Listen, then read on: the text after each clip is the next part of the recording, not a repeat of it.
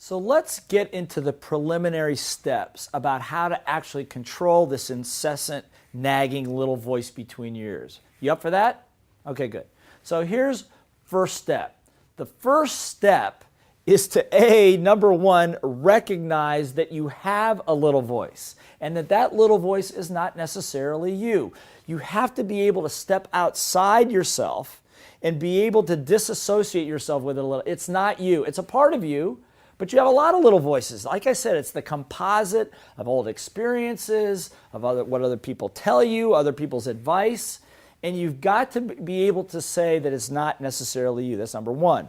Number two, you've got to learn to interrupt it and stop it. So I'm going to give you a little way to do that. So I want you to remember you saw my pictures of my little voice. So pretend like your little voice is sitting right here.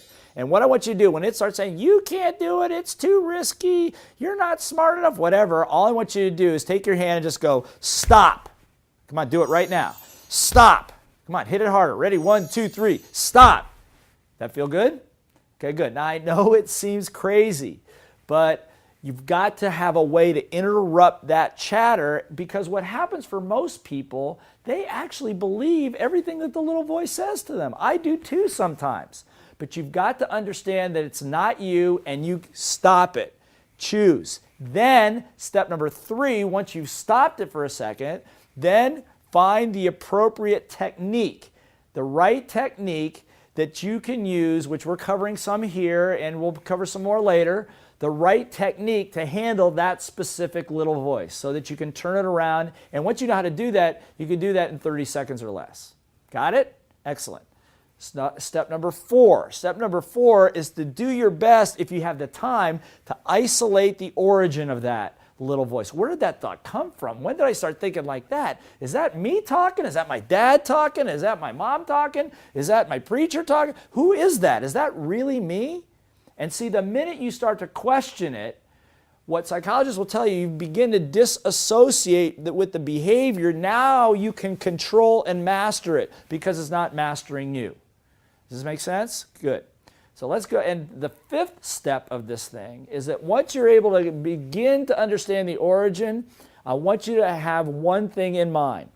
I want you to assume that what's inside of you, not the little voices, but what's inside behind all those little voices is someone very, very big and somebody very, very great.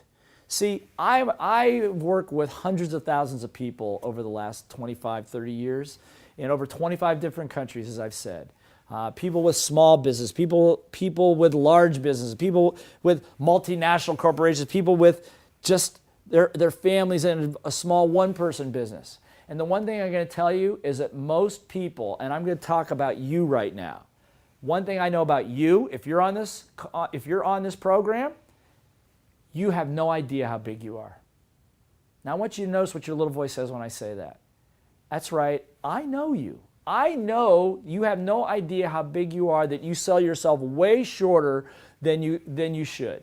The reason I know this is I have you in my programs. I've worked with people like you before, and the results you're able to accomplish in a short period of time are amazing once the little voice is out of the way. You've got to know that inside of you is a bigger, better, more capable person, and to become almost obsessed with getting to who that bigger and better person is. So here's what I'm going to ask you to do.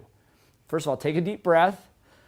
Let it go. I know that was a little heavy for you, but I want you to really feel that. You know I'm right. You know you're bigger than you give yourself credit. And you know that everything that you want is right within your grasp if you just get those stupid little voices out of the way, right? So here's what I'm going to ask you to do. Before we go to the next chapter, before we go to the next section, I want you to review the 5 first steps to mastering your little voice that I just went through, all 5 of them.